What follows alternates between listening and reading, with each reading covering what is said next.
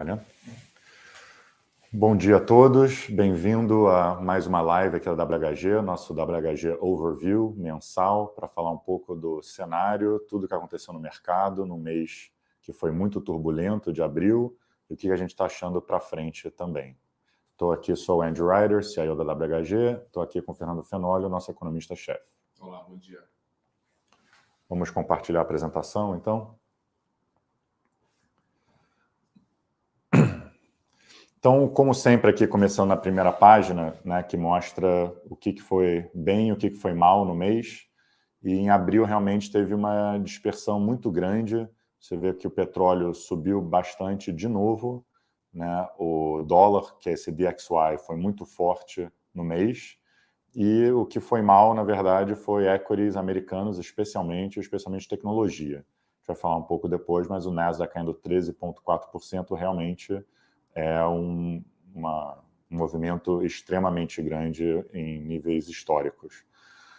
E olhando aqui na direita, né, um pouco mais de granularidade nas cestas de ações globais que a gente acompanha, realmente dá para ver uma dispersão gigante, né? Mas o mais incrível é que na coluna verde tem poucas coisas que estão positivas, né? Foi um mês assim muito, muito duro, e a maioria das coisas que estão positivas são coisas relativas, né? Então, primeiro que totalmente fora da curva esse momentum pair.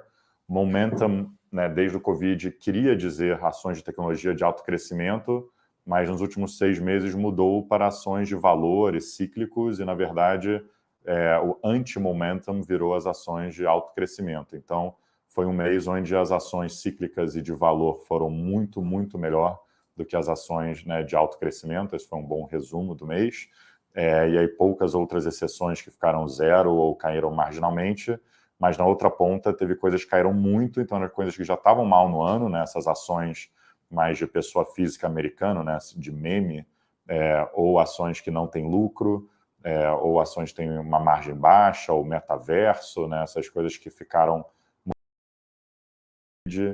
que agora estão voltando um pouco à realidade. E aqui, então, só para entrar como é que a gente está pensando no mundo, né? Então, abril, por que abril foi um mês tão horroroso para o mercado de ações, especificamente, e até a renda fixa também? E a gente acha que foram 3 choques, né, que estavam se acumulando no ano, que meio que se juntaram no auge e bagunçaram bastante o mercado, cada um distorcendo o mercado do seu jeito um pouco diferente. Então, primeiro, né, os Estados Unidos com a inflação e, por consequência, normalização, né, o Banco Central, o Fed, está aumentando juros, mas, né, só começou em março a aumentar juros, só acabou o QE em março também, então a gente que já estava convivendo com uma inflação muito alta, demorou muito, né, para os Estados Unidos começar a aumentar juros, e a gente vê aqui, né, a gente escolheu esse gráfico aqui no canto inferior na esquerda, porque isso virou o grande tema do mercado. 2 semanas atrás o S&P, né, meio que estava já com dificuldade, mas realmente, né, meio que virou, quando a precificação para aumento de juros em junho foi para 75 bips. Então, só para lembrar um pouco, né, no final do ano passado, o mercado pensava que o Fed ia aumentar juros em 0,25, uma reunião sim, uma reunião não, né, ao longo do ano.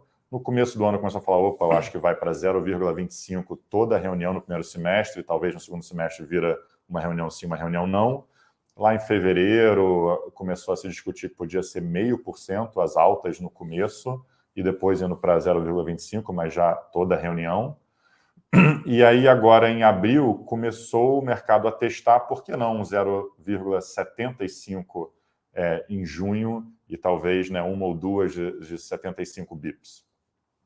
E o Fed, né, que não quer parecer dovish, né, não quer parecer que ele não está combatendo a inflação, continua falando muito grosso em toda oportunidade, ficou num corner que não queria, né, trazer o mercado, né, para essa posição meio dove. Só que ontem, finalmente, o Powell deixou bem claro, amanhã vai ter mais 6, né, diretores do Fed falando, e eu acho que deixou bem claro que 75 bips não é que não tem chance nenhuma, mas não é uma coisa que está sendo discutida por enquanto, que a barra é bem alta para fazer essa mudança. Então, acho que isso é um ponto importante a gente discutir mais um pouco na frente.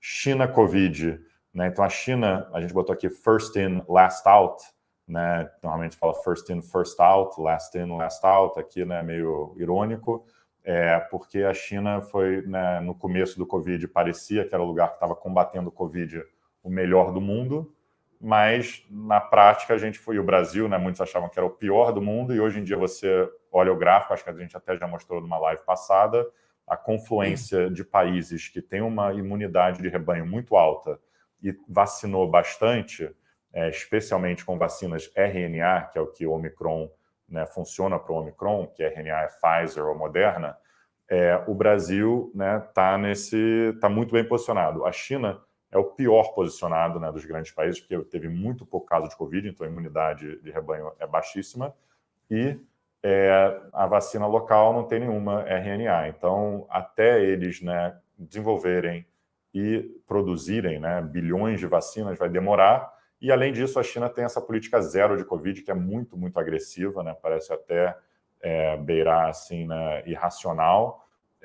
E a gente acha que as intervenções que a China tinha feito até então no mercado imobiliário, no mercado de tecnologia, tudo isso eram coisas que tinham uma justificativa, tinha uma lógica, né, no médio prazo que tornava a China melhor posicionada para o futuro.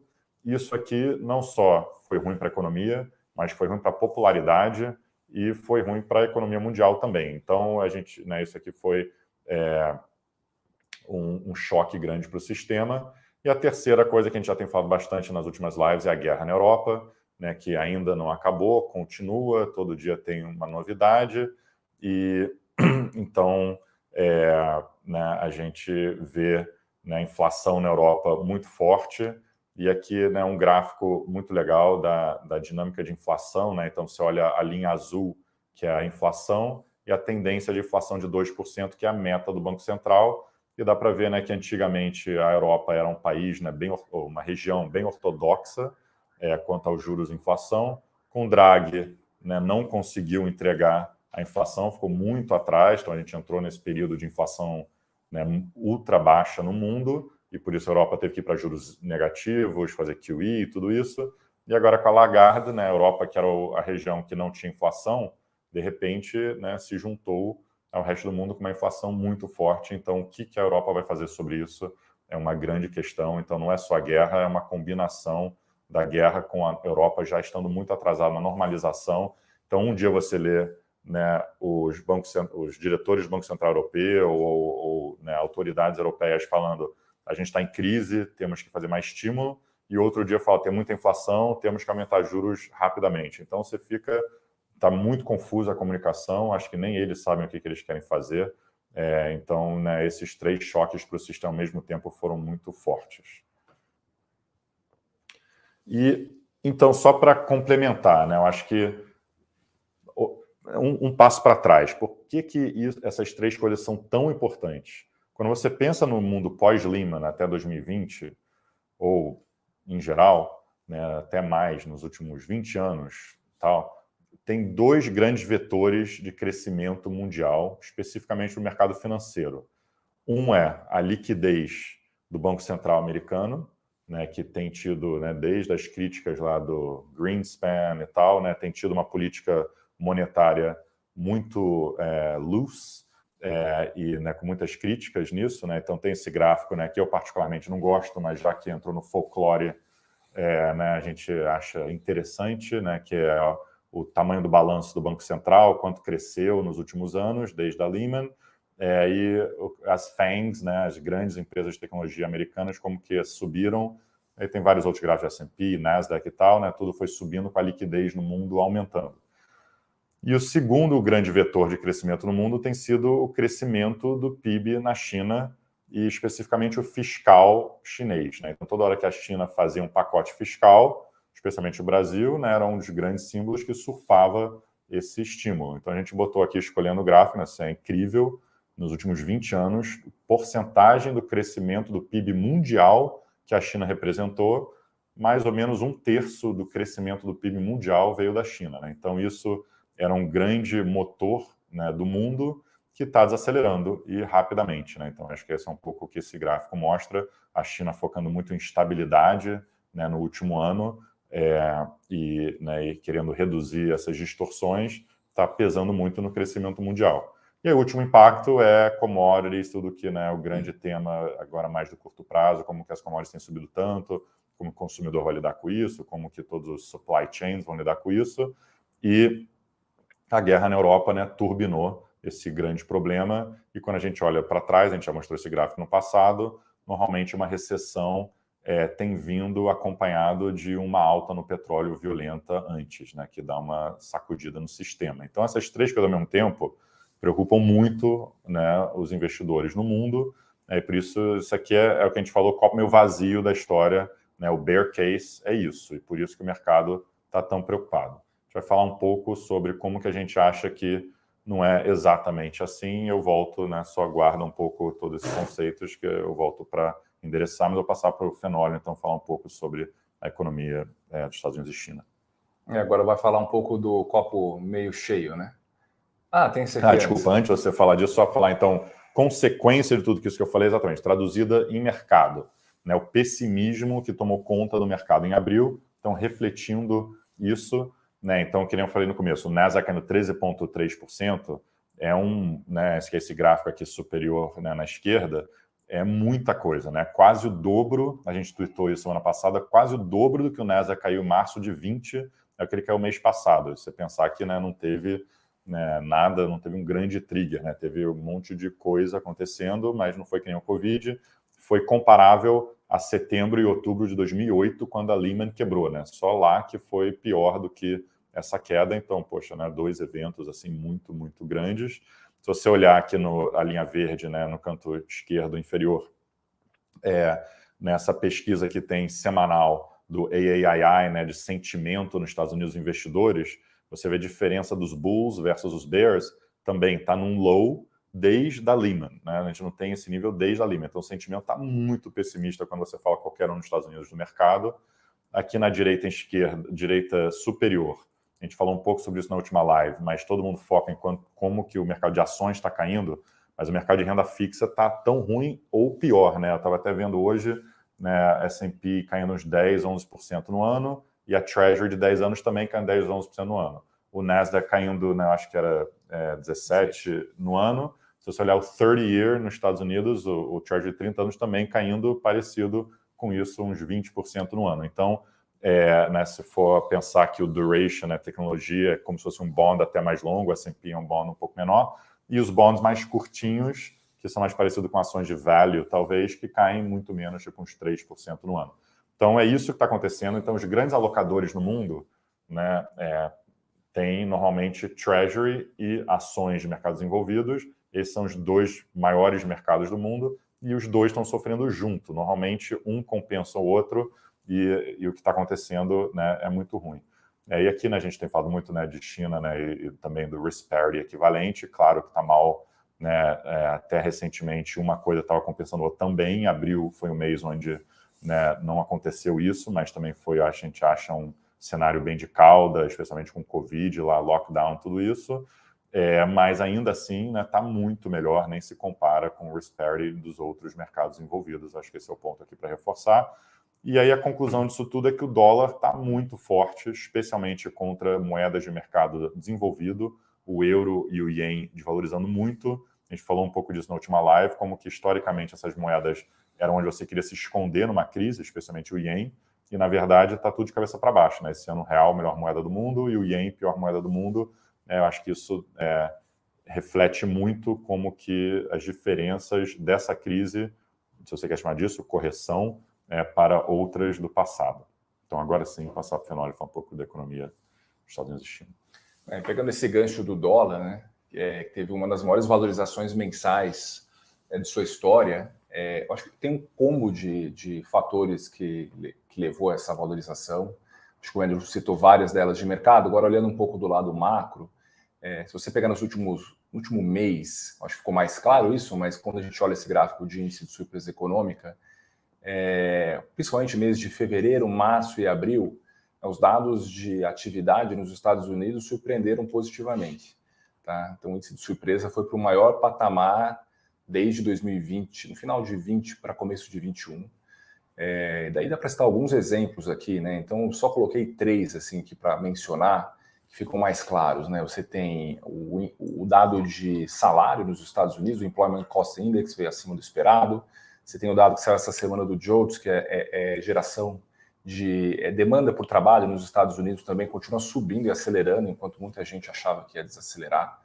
E dados de consumo, tá? A gente ouve muito que, olha, a inflação está alta, isso está esmagando o consumidor, e isso vai levar a uma desaceleração do consumo, e não foi isso que aconteceu, tá? O consumo foi muito bom no primeiro trimestre, o que sustentou o PIB, né? O PIB foi negativo por outros aspectos mais específicos ali de balança comercial e estoque. Quando você olha o consumo, foi muito bom. Então, os dados vieram fortes, tá? Então, dá aquela sensação de... Bem, quando você olha crescimento global, os Estados Unidos ainda continuam liderando esse processo, especialmente num mês em que a China teve uma surpresa negativa grande em função da pandemia. Tá? Então, os Estados Unidos acaba se tornando o país que mais cresce, o que está na vanguarda do crescimento, o dólar vem atrás, né? E turbinado pela perspectiva de juros, que por mais que ontem o Fed tenha colocado um pouco de tranquilidade no mercado, né, cortando um pouco a chance de vir uma alta de 75 pontos tão cedo, ainda vai subir pelo menos mais duas vezes 50 vezes, depois deve continuar subindo na nossa percepção, porque a inflação vai continuar chateando. Então, assim, os Estados Unidos está bem, né? Um desses motivos de, por exemplo, por que o consumidor continua forte e robusto, a gente já falou de savings, né, aquela coisa da poupança que foi acumulada na pandemia. Esse gráfico da direita superior, ele é uma forma diferente de representar isso, então é a dívida total das famílias americanas contra o cash, né, o quanto que elas têm de liquidez, e a dívida líquida. Então, a dívida líquida das famílias americanas é praticamente zero. Tá? Então, eles estão meio... Assim, essa é uma... Quando se fala que o balanço das famílias americanas é muito robusto, sólido, etc., acho que esse gráfico é uma forma de comprovar isso, né? A dívida líquida é zero. Então, tem capacidade de tomar crédito, tem capacidade de absorver choque de preço, sem falar também em aumento de salário, que está acontecendo quase par e passo com o aumento de inflação. Então, a perda de renda real ela não é tão grande quanto se imagina, ela tem um pouco de perda real, mas não é dramático, tá? Quando você compara com o Brasil, sim, é dramático, está caindo 8%. Nos Estados Unidos cai 0,5%, 1%, mas com o mercado de trabalho super forte, então sustenta consumo. Outro ponto também que é muito falado e que a gente também tem uma visão relativa diferente é o gráfico da esquerda inferior, que foi produzido pela Goldman Sachs num estudo recente, que é o seguinte, né? A taxa do crédito imobiliário nos Estados Unidos subiu muito, né? Está acima de 5%, né? O mortgage rate. A gente recebe, enfim, tem muita notícia circulando, olha, mortgage rate acima de 5%, housing vai desacelerar muito, etc. Só que tem 2 pontos super importantes, né? Primeiro que uma coisa é juro a 5% quando o salário sobe 2%. Outra coisa é quando o salário sobe 5%. Então, primeiro, tem que olhar um pouco em termos reais essa situação. E o segundo ponto é esse estudo exatamente que a Goldman fez, que ela diz o seguinte, quando a oferta de casas disponíveis é muito baixa, que é o caso agora nos Estados Unidos, né, que a taxa de desocupação, que é menos de 1%, então, ou seja, do estoque de casas disponível, né, do estoque de casas total dos Estados Unidos, menos de 1% está disponível para venda, o efeito do aumento da taxa de juros, do crédito, é bem inferior, o impacto é muito menor do que quando você tem uma oferta mais ampla de casas. Tá? A venda de casas vai cair muito menos do que em cenários em que a oferta é normalizada. Tá? Então, por exemplo, esse cálculo está dizendo o seguinte, olha, 100 basis points a mais de juros vai reduzir a venda de casas em 2%, enquanto que se a oferta fosse mais ampla, poderia reduzir até 6%. Então, o impacto é 3 vezes menor, né, pela restrição de oferta. A gente vive um mundo novo, né, pós-pandemia, de restrição de oferta. Então, isso tem implicações também como a economia trabalha. Então, talvez o impacto dessa alta da taxa de juros seja bem menor no mercado imobiliário do que se imagina. Alguma coisa vai acontecer, vai ter alguma desaceleração, obviamente, mas não é tão dramática quando a gente olha só, né, o gráfico de mortgage rates explodindo na margem, talvez o impacto seja menor. E o resultado disso tudo é a inflação, né? A inflação continua surpreendendo para cima nos Estados Unidos. Então, a gente gosta muito de ver esse gráfico aqui, que são as projeções da Bloomberg, né, para o CPI americano. A gente faz o que eles falam daquele hair chart, né, o gráfico de cabelo, que é basicamente em cada período do tempo, qual era a projeção futura do mercado. Então, só para dar um exemplo, no primeiro trimestre de 21, quando a inflação estava rodando ali em 2,5%, o mercado achava que futuramente a inflação ia rodar naquele patamar, em termos de 2, com 3, até o horizonte que a gente está hoje. Só que a inflação foi surpreendendo para cima e o mercado foi revisando a parte curta, mas a parte longa sempre voltava lá para casa de 2%. Até que a última revisão foi mais importante, tá? A revisão ali do dia 15 de abril de 2022, quando saiu o último CPI, o mercado revisou a curva inteira para cima, né? Foi um deslocamento para cima da projeção de inflação, e agora o mercado está achando que no final de 23 a inflação vai estar em 3%, né? Já não tem mais convergência para a meta de 2%, o mercado já meio que jogou a toalha nisso, e faz algum sentido, né? Dado ainda o choque que aconteceu do petróleo e talvez agora a pandemia na China vai atrapalhar um pouco essa normalização de oferta, mas por todos os aspectos que eu citei aqui de demanda forte, e isso vai acabar colocando pressão na economia, e a inflação vai continuar forte ou vai continuar alta, vai desacelerar de maneira bem suave, não vai ser uma desaceleração tão rápida assim, e é por isso que a gente acha que o Fed vai continuar em 50 pontos, por mais que ele tenha excluído 75, acho que o passo de 50 pode surpreender por mais tempo do que o mercado imagina. Agora, passando para a China, né? A China teve um mês bem difícil em função da pandemia. Então, esses dois gráficos na parte superior do slide, eles são exemplos, tá, do tamanho desse choque. Tá? Então, o gráfico da esquerda é o número de navios para atracar no porto de Xangai. Então, você tem a média 17 e 21, você tem o efeito da pandemia ali até de 21, que foi uma pandemia localizada em Xangai em agosto de 21. Tá? Então, você chegou a ter 200 navios atracados, e 22 foi uma explosão fora do comum, tá? Chegando aí a mais de 300 navios atracados. Então, foi sim, assim, Xangai está passando por um lockdown pesado, tá? Que está chamando muita atenção.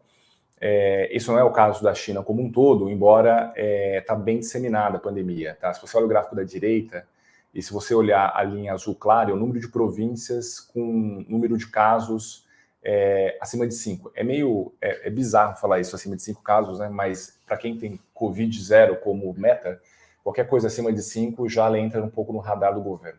Então, quando você olha isso, basicamente cerca de 21 províncias possuem casos assim, acima de 5. São 31 províncias na China, então está mais disseminado. Tem algumas regiões em volta de Xangai que o número de casos é bem maior do que 5. E agora tem Beijing, né, a capital, também sofrendo com a pandemia, e o mercado está olhando muito com cuidado se Beijing vai sofrer um lockdown tão severo quanto foi Xangai. Já tem algumas restrições mais severas, tipo algumas estações de metrô estão fechadas, não dá para almoçar fora, não dá para usar academia, mas ainda a vida continua mais ou menos próxima do normal, né? A escola foi fechada. Mas sim, um impacto mais disseminado, tem, assim, proporção do PIB, tem 75% do PIB chinês está, de certa forma, afetado pela pandemia. É por isso que o mercado teve sell-off grande em abril, né? Tem revisão grande de crescimento para baixo, os números que vão sair na semana que vem vão ser ruins para o mês de abril. E é isso, acho que o mês de abril foi esse colapso de situação da pandemia. A percepção aqui, Xangai já está melhorando, se não tiver lockdown em Beijing é boa notícia, tá? Mas a gente tem que se acostumar um pouco, talvez, enquanto não tiver a tal vacina do RNA, a China vai passar, às vezes, por alguns momentos de lockdowns ou restrições ao longo do tempo, talvez não tão severas, mas vão acontecer. Agora, qual que é a reação do governo? Eu acho que isso foi super importante. No final do mês de abril, teve lá a reunião do Politburo chinês, e foi meio que decidido que eles vão acelerar a expansão de gastos naquelas vertentes que eles conseguem, que eles conhecem bem como estimular, né, que é basicamente construção civil e infraestrutura. Então, o gráfico da esquerda inferior, ele mostra isso, né? Então, é o histórico aí do gasto com infraestrutura, ele já está crescendo em torno de 10% ao ano e tende a crescer mais, eles vão acelerar esse tipo de gasto, né? Vão voltar aí para as ferramentas tradicionais e antigas para tentar compensar essa desaceleração da pandemia. Então, não vão desistir tão fácil da meta, eu acho que a meta é muito difícil de ser alcançada, mas sim, está tendo uma reação do governo mais incisiva. O Xi Jinping veio falar, vamos dizer assim, dentro do padrão chinês, veio ao mercado falar 2 vezes, participou dessa reunião, divulgaram o resultado dessa reunião durante o mercado, que não é tradicional, ou seja, estão tentando segurar o mercado de certa forma. Eu acho que o que dá para esperar de China daqui para frente é uma suavização do lockdown, sempre algum risco ao longo do tempo de que isso volte em algumas regiões, mas com muito estímulo de infraestrutura para compensar talvez a perda de consumo. E por fim, só um comentário sobre a moeda, né? O renminbi ele teve uma queda grande no mês de abril, caiu quase 4%, saiu de torno ali de seus 6,30, chegou a 6,60, quase 6,70, um pouco nessa soma de fatores, né? A economia americana forte, que levou o ien e o euro a caírem muito, e daí o governo chinês ele tem ali um basket de moedas que ele segue, e naturalmente o renminbi ficou muito caro em relação a esse basket, né? O ien e o euro caindo muito, eles acabaram impactando a moeda chinesa e o governo soltou um pouco para que essa moeda não ficasse muito apreciada em relação a dois pares, enfim, parceiros comerciais super relevantes. Teve a questão do dólar, também que subiu bastante, por os motivos que a gente citou no slide anterior, e teve essa saída também de capital depois de muito tempo. O mês de março e abril, eles mostraram quedas, assim, saídas significativas de 30 bi, depois 15 bi, e isso acabou afetando o fluxo e naturalmente a moeda, tá? Nossa expectativa é, assim, nesse momento, talvez a moeda pode cair para 6 até 6,80, 6,90 em relação ao dólar, dependendo do cenário. Não muito mais que isso, mas também a gente não vê muito upside de apreciação nesse momento, tá? Então a gente está um pouco mais neutro na moeda.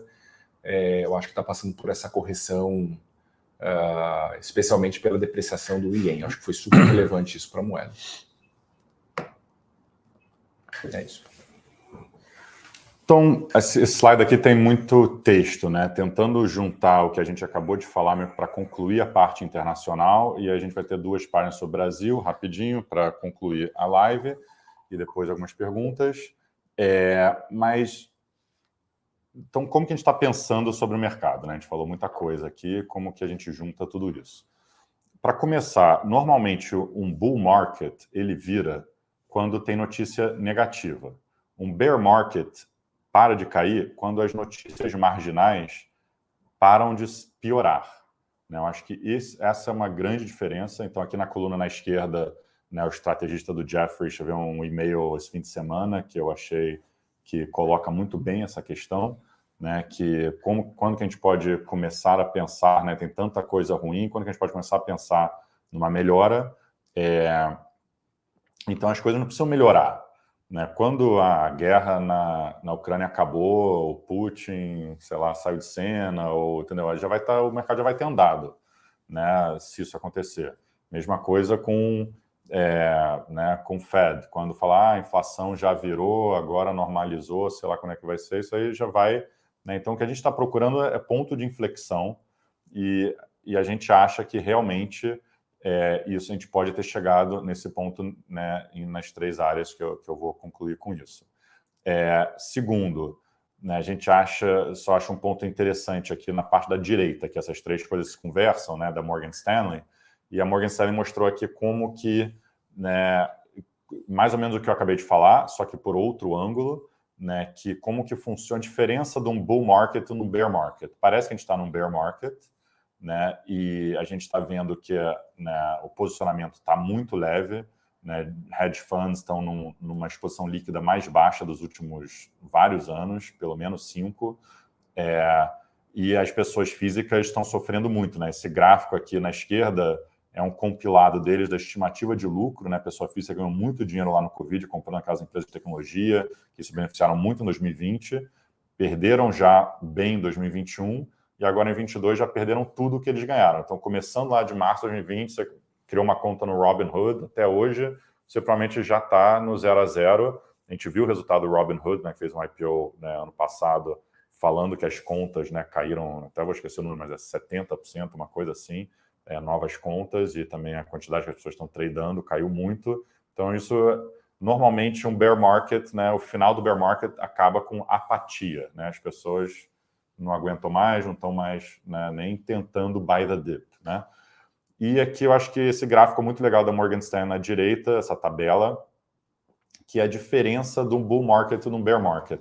Normalmente, num bull market, o mercado vai subindo aos pouquinhos, que a gente viu o S&P, né, por 10 anos, subindo, e tinha aquelas correções gigantescas, não sei se lembra, chamado Volmageddon, lá em fevereiro de 2018, quando a Vol, né, subiu muito no mercado e o mercado caiu rapidinho, e já voltou. Final de 2018, quando o Powell está aumentando juros, teve aquela queda lá em dezembro, e aí ele parou e o mercado já voltou. Então tinha essas quedas bruscas, onde as pessoas falam, será que agora acabou o rally? Né? Pô, já estou 8 anos com o mercado subindo sem parar, e aí via que não era isso e voltava. Isso é um bull market normal. Um bear market é meio contrário, né? Então é muito frustrante. A gente vê o mercado caindo aos pouquinhos, e logo quando você quer desistir, o mercado tem esses ralizões assim violentos, e é tão rápido que as pessoas normalmente perdem o rally, que nem foi ontem, onde, né, será que o mercado estava tão machucado e vai rápido? E que nem em março, também no meio de março, a gente viu muitos hedge funds nos Estados Unidos não aguentavam mais, reduziram risco, e aí no final de março teve um ralizão,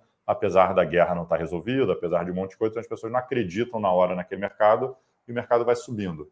Então, concordo com a Morgan Stanley que a gente provavelmente está num bear market, né, estrutural, assim, que esse mercado fica pinga, mas esses bear market rallies, né, que se chamam, são muito violentos, são muito grandes, né? A gente viu no Brasil ano passado, lembra o Bovespa, quanto que subiu entre março a junho, que a gente deu um call aqui na casa também, o mercado subiu quase 30% em 3 meses, né? Então, né, esses movimentos são grandes, e a gente acha que nesses três grandes choques, o mercado está dando algum sinal, né, que talvez a gente está entrando num bear market rally, né, na nossa cabeça. Né? Ainda é tentador, vai ser sempre difícil, você, que nem um dia, que nem hoje, você acorda meio, putz, né, foi só um sonho, aconteceu ontem, não é nada demais, e quando você menos espera, talvez o mercado vai mais. Então é difícil, né, pegar esses movimentos para cima num bear market rally, mas, né, sempre, né, uma alegria frustrante ao mesmo tempo. E é o que está acontecendo, né? Os Estados Unidos testou esses 75 bips. E o fato do S&P não ter aguentado, na minha mente, é até positivo, porque deixou claro para o Powell, tá bom, aqui é a linha, né? Você estava testando 25, 50 toda a reunião, o mercado ia aguentando, o S&P não conseguia subir, porque sempre que o S&P subia, o Fed tinha que fazer mais e mais e mais. Chegou no ponto que a gente descobriu 75, esse é o limite, não rola, a barra é muito alta, tem que estar tendo uma desancoragem de inflação brutal no mundo para você pensar em fazer isso. Então, acho que isso consegue, né, parar de ser um grande problema para o mercado de ações. Segundo, a guerra. Por mais que, né, dia 9 de maio agora vai ser um feriado, né, do final da vitória da Segunda Guerra Mundial na Rússia, que é muito importante para o nacionalismo lá do Putin e tal. Os nossos consultores acham que o Putin vai, né, agressivar um pouco, mas, pelo que indica, né, toda notícia marginal que tem saído da guerra, o mercado consegue aguentar, e parece que o mercado está querendo virar a página nessa guerra, e a barra fica subindo do que teria que ser feito para o mercado realmente desandar. Então, parece que ainda talvez tenha mais uma correçãozinha, mas vamos ver quanto isso vai pesar de fato no mercado mesmo ou não. E o Covid na China também, que nem o Fenômeno acabou de dizer, né? Eu acho que em Xangai já está um pouco controlado, tem Beijing, que é um problema, mas, né, que nem todos esses problemas de Covid no mundo, né? Acho que em algum momento a gente sabe que isso dá uma estabilizada, isso vira, e ao mesmo tempo também eu acho que a China, que estava prezando muito estabilidade, é meio parecido com essa dinâmica do Fed. Enquanto o mercado ia aguentando, ele ia fazendo mais e mais setor imobiliário, mais e mais setor de tecnologia, e era popular, né? Os especialistas achavam que no médio prazo isso aí é uma coisa boa que ele está fazendo. É muito diferente do que aconteceu agora, né? Então agora realmente é muito ruim para a economia, não está nada de estabilidade no que ele está fazendo. Então, acho que chegou perto desse put do Xi, onde o Xi teve que, né, pessoalmente entrar em campo e falar, vamos parar de fazer intervenções de tecnologia, eu acho que é a coisa mais fácil, né, para fazer, para dar algum alívio para o mercado. Então, eles mostraram que eles estão um pouco preocupados com toda essa correção que teve. Não, talvez está longe, né, daquele momento onde eles vão acionar a bazuca, né, está muito, muito longe, na minha opinião, mas você está perto, né, dessa parar de piorar. Esse slide é sobre isso. As 3 coisas talvez estão parando de piorar, tão agressivo que nem estavam em abril, e por isso a gente pensa que talvez é um momento de ficar um pouco mais construtivo, claro que sempre, né, atento, porque tem muita coisa acontecendo ao mesmo tempo, mas talvez o mercado está dando uma oportunidade aqui. Então, é assim que a gente junta todos esses assuntos que a gente tem falado. Boa. Vou passar para o Brasil, né? 2 slides aqui para finalizar. Acho que tem 2 coisas, 3 coisas que nos chamaram a atenção, né? Primeiro, esse slide superior esquerdo, né, em relação ao Ibovespa, acho que o Ibovespa teve um fluxo de estrangeiro enorme na virada do ano e começo desse ano, em torno de 20 bi por mês, e o mês de abril teve um fluxo negativo, pela primeira vez ali desde setembro do ano passado, mas muito na esteira do global, né? Eu acho que isso foi um fator que provavelmente levou aí o investidor a tirar o recurso, colocar um pouco do lucro no bolso, mas enfim, fez preço, né? O Bovespa saiu de 120 para 108 mil pontos. Se eu puder comentar rapidinho isso, só para não me alongar muito, mas se você pensar nesses 3 choques, o primeiro choque de normalização, que a gente falou nas outras lives, o Brasil está muito bem posicionado. Então, olhando como um gringo, você fala, pô, o Brasil já aumentou os juros para caramba, os Estados Unidos está só começando, a Europa e o Japão está muito atrasado. Então, nessa lente, o Brasil era um vencedor na normalização. Na guerra, virou uma busca por ativos reais. Quero comprar commodities e quero ficar longe de países que têm risco geopolítico, tipo China, porque será que a China está ajudando a Rússia, etc. A América Latina, especialmente o Brasil, é o cavalo da vez, longe de qualquer problema geopolítico e um país de commodities. Então, virou o queridinho do mercado. Foi lá que o real, né, foi abaixo de 5, meio que sem chão, etc, etc. O terceiro choque, que foi o Covid na China, esse sim é muito ruim para o Brasil, né? Muito ruim para qualquer tipo de cyclicals commodities, né? Um choque de demanda, diferente do outro que foi um choque de oferta na guerra, que é bom para commodities. Então, aí, rapidamente, o Brasil, que estava super crowded, né, de investidor gringo, e muito dinheiro rápido, né, de fundo macro, que está com essa cabeça, né, o Brasil era um tiro rápido, realmente falou, não, vamos estopar isso. A gente viu um fluxo muito rápido de saída do Brasil, por isso que os ativos corrigiram tão rapidamente também. Inclusive o dólar, né, voltou a R$5, agora está R$4,90, mas também teve uma volta rápida, um pouco também na esteira do dólar forte no mundo, né? Mas o que chamou bastante a atenção da gente na parte de economia foi a questão da inflação ainda. Eu acho que a inflação, como a gente citou aí, não dá trégua. A gente trouxe esse slide do índice de difusão, né, que é o número de itens do IPCA com alta de preço. Tá? A gente chegou aí, mesmo excluindo a alimentação no domicílio, que a alimentação no domicílio tem muitos itens, né, então ele acaba viesando um pouco, você está no maior nível desde ali do 2004 ou começo de 2003. Então, a gente lembra exatamente que o Brasil teve um choque inflacionário gigante há 20 anos, né, o IPCA chegou a 17%, tudo mais, aquela época do câmbio a 4%, e a gente está numa dinâmica assim, de disseminação de inflação tão ruim quanto naquela época. Tá? Não tem sinal ainda de acomodação ou reversão. Tá? Os números ainda continuam muito ruins, né? O IPCA 15 foi muito forte, o IPCA muito forte, e é longe de falar que é só gasolina, ou só foi a bandeira, ou qualquer outro aspecto. O negócio está muito mais disseminado, e, enfim, eu acho que isso nos deixou mais pessimista com o processo de desinflação. Tá? A gente também replicou aquele mesmo gráfico dos Estados Unidos da expectativa de inflação para o Brasil, usando o Focus, que é o gráfico da esquerda inferior. Também como o mercado foi alterando a sua projeção futura de inflação à medida que os dados foram realizados, né? Então, assim, é interessante porque lá no dia 9 de abril de 2021, o mercado projetava para o primeiro trimestre de 2022 uma inflação de 4%, e ela realizou em 11%. Então, foi assim, uma diferença assim, entre a projeção e o realizado incrível. Então, só para ter uma noção de como assim, a surpresa inflacionária foi enorme, ninguém conseguiu capturar isso, mas é uma lição para frente também, né? Porque sempre tem uma convergênciazinha ali ao longo do tempo e talvez o mercado erre de novo, né? Não seja uma magnitude tão grande, mas também não seja tão otimista como essas projeções indicam, não só no Brasil, mas nos Estados Unidos, Europa, o Reino Unido acabou de divulgar a projeção de inflação para o Banco Central da Inglaterra para daqui 2, 3 anos em 1%. Poxa, será que é isso mesmo, né? Será que esses modelos não estão passando, não estão conseguindo capturar a dinâmica de inflação e os bancos centrais se baseiam numa coisa que não está se realizando direito? Essa é uma conversa boa para ter. Tá? O ponto é que a última curva do Focus já está indicando IPCA em 4% para o ano de 2023, que é praticamente um ponto acima da meta, e a gente tem uma inflação até mais alta que isso, em 4,5%. Então, é nesse ponto que a gente está levemente mais pessimista que a curva de juros na precificação de Selic. Né? Ontem teve o Banco Central, que eu acho que atua de maneira correta. Ele entregou os 100 pontos que prometeu e deixou em aberto os próximos passos, né? Não encerrou o ciclo. Eu acho que é difícil encerrar o ciclo com a inflação corrente tão ruim, tá? Sem dar nenhum sinal de reversão. Né? A chance do Banco Central encerrar o ciclo e depois ter que voltar atrás é grande, o que é muito ruim para a credibilidade. Então, acho que o papel dele agora está certo, já subiu bastante a taxa de juros, mas não dá para encerrar o ciclo, então deixem aberto e vai dando doses bem menores daqui para frente, sempre alimentando o mercado com algum ajuste de Selic à medida que a inflação ainda continue surpreendendo para cima. A gente não passou desse momento, né? A surpresa não está vindo para baixo ainda. Quando a gente daqui a um tempo mostrar esse gráfico da esquerda com a curva voltando, daí sim vai ser um sinal muito mais consistente de que a desinflação está acontecendo. Não é o caso ainda. Então, assim, o nosso call da casa é mais 75 pontos de juros, né?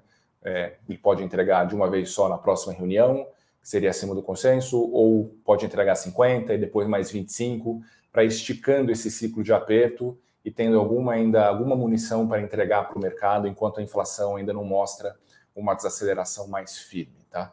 Então, acho que essa é a nossa cabeça, e com pouco espaço de corte em 23. 23 é um cenário muito diferente, muito difícil, tem eleição no meio do caminho, mas por modelagem realmente não tem tanto espaço para cortar juros no ano que vem, por essa inflação mais alta e mais resistente, tá? E aqui o outro ponto que chamou bastante atenção foi a questão eleitoral. Tá? Eu acho que a eleição, eu acho que no começo do ano existia uma percepção de que o Lula era um claro favorito para levar a presidência a partir de 23, e acho que os números recentes mostram que essa narrativa agora é de uma eleição bem competitiva. Tá? Então, a gente coloquei aqui no gráfico da direita intenção de voto no primeiro turno, né, da uma consultoria que a gente gosta muito, que é a Atlas Intelligence, que faz esse acompanhamento diário de intenção de voto. E para quem não conhece, a Atlas foi o número 1 na pesquisa americana de 2020, quando o Biden ganhou, reconhecido até pelo 538, que é, vamos dizer assim, o compilador de todas as pesquisas americanas e com super credibilidade. Já acertou a eleição para midterm elections, acertou nos Estados Unidos, acertou as prévias americanas, acertou a eleição na Argentina. Então, eles têm realmente um track record super legal. A gente gosta muito de acompanhá-los. Então, a gente colocou exatamente a pesquisa que eles estão divulgando diariamente, aqui do lado da direita. Então, mostra o Bolsonaro já com 40% das intenções de votos hoje, o Lula com 46%. Então, se você colocar aí de 3 a 4 pontos de intervalo de confiança, você está praticamente empatado no intervalo, né, com o Lula ainda com alguma vantagem, mas realmente a eleição ficou bem competitiva. E chama atenção também para o desmonte da terceira via, tá, que é a linha roxa. Chegou a quase 20%. Acho que a terceira via a gente somou todo mundo que não é Lula, Bolsonaro e Ciro, né? Então tipo, soma Dória, soma Tebet, soma Moro, né? A gente fez esse combo terceira via, e como ali quando o Moro saiu candidato, chegou a pouco mais de 20% das intenções de voto, né, esse conjunto, mas de lá para cá isso desmoronou, hoje tem 7%. O Ciro também, que sempre estava ali na casa de mais de... chegou a 9%, também desmoronou para 5%. Então, a eleição meio que, né, se polarizou entre Lula e Bolsonaro, e vai se tornar competitiva. Assim, a pergunta é, a terceira via tem chance? Parece pequena, mas, enfim, a eleição ainda tem muita coisa para acontecer. Eu acho que talvez os próximos 2, 3 meses a gente fique meio ali remoendo algumas mesmas notícias. A partir de julho, a eleição pega realmente força. A gente já viu casos de candidatos que surgem do nada e durante a campanha aceleram e conseguem até a vitória. Então, assim, não dá para descartar nada, mas a terceira via está numa situação bem complicada porque não tem candidato também, né? Eles não conseguem decidir quem é o candidato, então não sabe nem a proposta. Pensando no eleitor mediano, eu não tenho conhecimento nenhum sobre esse candidato, daí fica complicado. Mas a mensagem é essa, a eleição está ficando bem competitiva. Tá? Daí a pergunta é por que agora está se tornando competitiva? Eu acho que tem algum conjunto de fatores que pode explicar. Do campo econômico, você tem uma melhora da economia. Eu acho que, assim, nós revisamos, o mercado revisou a projeção de PIB desse ano para cima. Começo de ano, normalmente, você tem reajuste de salário mínimo, então dá um poder de compra maior para a população, uma sensação de bem-estar um pouco melhor. Teve o Auxílio Brasil, né, cada vez, né, com a sua capilaridade também, eu acho que dá uma sensação melhor para as pessoas. E um outro aspecto também interessante, que é um pouco do fluxo de notícias, tá? Eu acho que o fluxo da pandemia ele diminuiu muito no Brasil. O real valorizando também. No campo econômico, o real valorizando também é um barômetro de sentimento, né, positivo ou não. Como é a Bolsa nos Estados Unidos, é o câmbio, aqui o dólar no Brasil. eu acho que o fluxo de notícias também ajuda, né? A questão da pandemia sempre foi o calcanhar de Aquiles do Bolsonaro, e esse fluxo diminuiu muito, especialmente a partir de fevereiro, e daí acabou sobrando pontos menos polêmicos e ele voltou a subir. Tem outro aspecto também que eu acho relevante aqui nessa questão, é a questão da estrutura de campanha, tá? O Bolsonaro está com uma estrutura bem redonda, tá com bastante apoio de vários partidos do Centrão, então ele está com palanques bem estabelecidos no Nordeste, em outras praças relevantes, conseguiu emplacar o Tarcísio em São Paulo, que vai ser um cabo eleitoral para ele super relevante. Então ele está assim, a campanha eleitoral dele está muito bem produzida, está muito bem armada, ao passo que a campanha do Lula não está. O que a gente ouve, conversa com os consultores, é que a campanha está um pouco bagunçada, está tendo troca de marqueteiro, troca do responsável por mídia social, dizem que a campanha está muito polarizada no Lula, que nunca foi assim. Então, assim, está um meio bagunçado, ele não está conseguindo construir palanques viáveis no Nordeste, tá? Que no final acaba ajudando, obviamente, né, nessa campanha. Olhando para frente, né, não tem nenhum governador petista forte, quase, né, que tinha nas outras campanhas, tinha vários estados com governadores fortes, né? Agora vai ser mais complicado essas alianças e palanques regionais. Exatamente. Então tem a dificuldade mesmo, né, prática da eleição. E tem esse aspecto final aqui, que a gente até pegou no Valor Econômico, que foi publicado no dia de hoje, né, as frases polêmicas do Lula. Realmente o Lula está colecionando um conjunto de polêmicas não desprezível, que está aí do lado esquerdo da tela.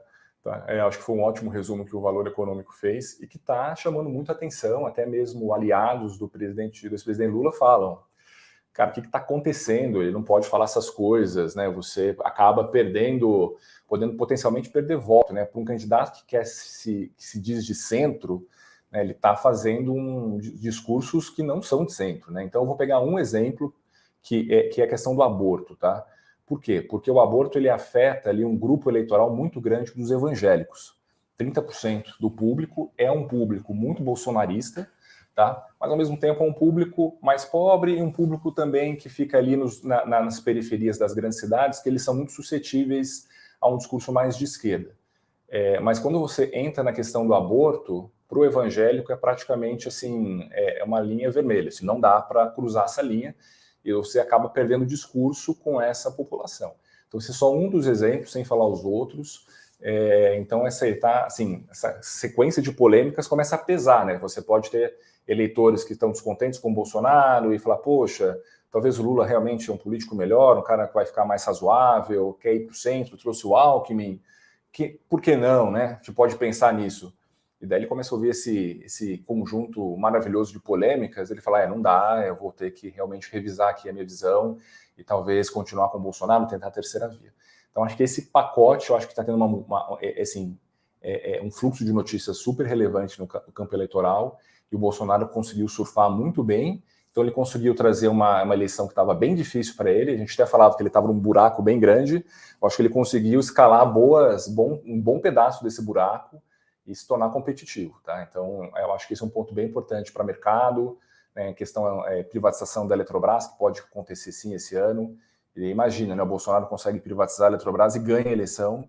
Então, ele praticamente 2 mitos eleitorais caem de uma mesma forma, no mesmo momento, e tudo isso que representa lá para o futuro. Esquerda derrotada também, né? Com o maior símbolo. O maior símbolo da esquerda no Brasil. Da esquerda exatamente. É um big deal. É um big deal. Então, acho que esse é um ponto super importante e que, enfim, estão monitorando, mas só para passar essa mensagem, né? Que agora a gente tem uma eleição realmente competitiva pela frente. Eu acho que o mercado se iludiu um pouco, né, nessa ideia que talvez o Lula ia ser bom para o mercado e talvez até melhor que o Bolsonaro. Eu acho que isso é uma ilusão e que se o Bolsonaro realmente apertar ou tiver, né, chances de ganhar de fato, que nem o Finório acabou de falar, com o discurso de privatização, tendo privatizado a Eletrobras, acho que obviamente vai prometer que vai privatizar a Petrobras no próximo mandato. Acho que isso para o mercado tem que ser positivo, né? Não tem como não achar que um potencial vitória do Bolsonaro não é um trigger positivo no mercado.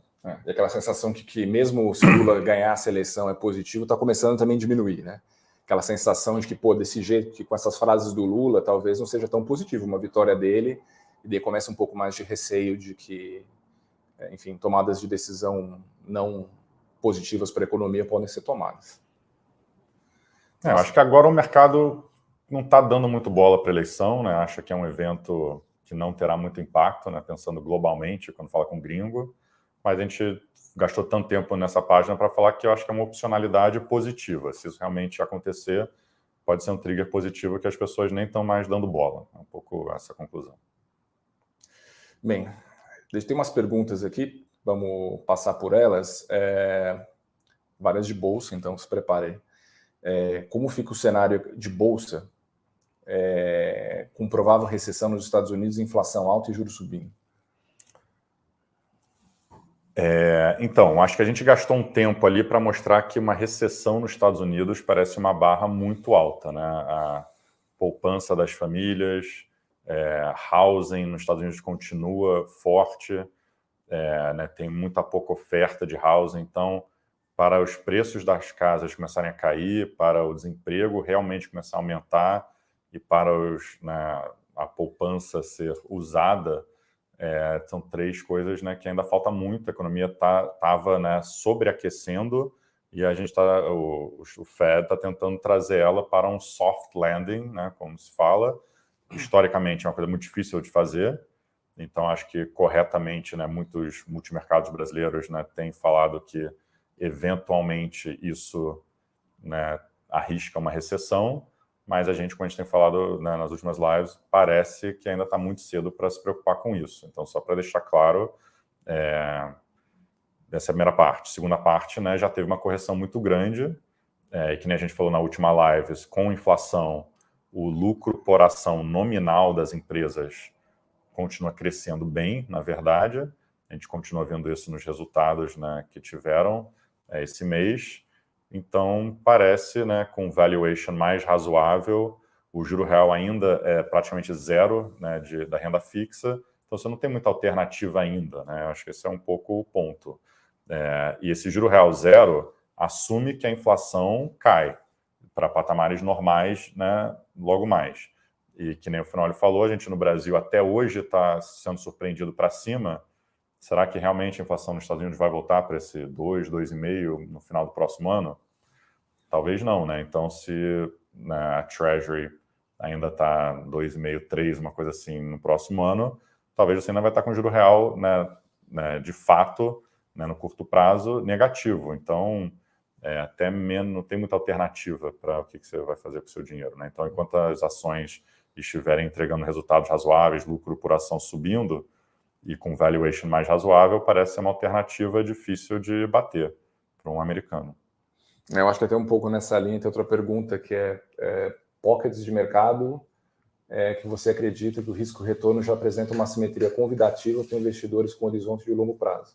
Então ainda talvez renda variável. Né? Então, de novo, meio que é o jogo de resta um, né? Eu acho que Treasury, na minha cabeça, está muito longe de ser uma alternativa razoável. Real estate também subiu demais, né? Outros ativos a gente está vendo, sei lá, obra de arte, vinho, essas coisas até começarem a cair na margem, então também subiram demais nos últimos anos. Então você começa a olhar, né, o que você compra acaba sendo equities. Acho que a pergunta é dentro de equities, né, quais pockets. Isso é um pouco mais difícil, né? Eu acho que tecnologia, sim, caiu muito, que nem a gente falou na última live, né? A tecnologia tem 3 grupos diferentes, tem as ações, né, GARP, né, que é crescimento num nível razoável, que essas, sim, as FANGs e tal, estão super baratas, mas tem um monte delas que tem problemas idiosincráticos, então tem que escolher bem especificamente. Segundo grupo de ações de alto crescimento, tem ações que a gente acha que caíram demais e que, se você olhar uma TIR, se você realmente segurar por anos, você vai ter uma TIR muito boa, mas enquanto o juro real ficar subindo e só agora que começou a ficar zero, um pouquinho positivo, talvez você ainda está numa fase, né, que você vai estar remando contra a maré, mas para quem quer segurar para o médio prazo, a gente acha que alguns nomes são interessantes, mas tem outros que caíram 50%, que se cair mais 50%, é difícil saber se está caro ou barato, e tendo mais, né, normalização, né, muitos vencedores do Covid agora sofrendo curto prazo, ou mais competição, né, viram que tinha tanto crescimento que convidou mais competição, então estão tendo algumas dificuldades, não é só a céu de brigadeiros para as ações de alto crescimento.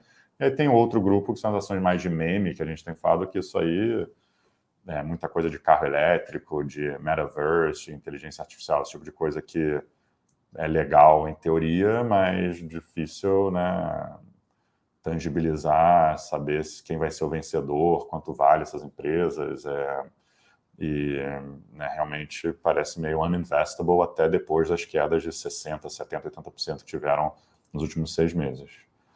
E aí, do outro lado, as ações de valor ainda têm múltiplo razoável, mas se a economia está desacelerando,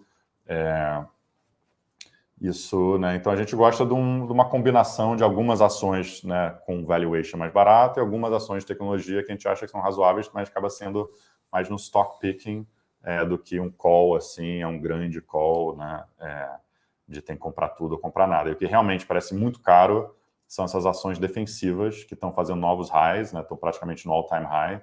Essas ações que está difícil de entender, que parece estar num múltiplo muito alto e sofrem, né, se o consumidor piorar e commodities subindo, é um grande custo para eles, então a gente está vendo resultados fracos, na verdade, nesse grupo, só que entrou numa temática de onde que eu escondo no relativo, eu quero coisa defensiva, porque eu estou preocupado com recessão, então elas meio que, né, subiram com o mercado caindo, né? Isso aí para a gente não faz sentido.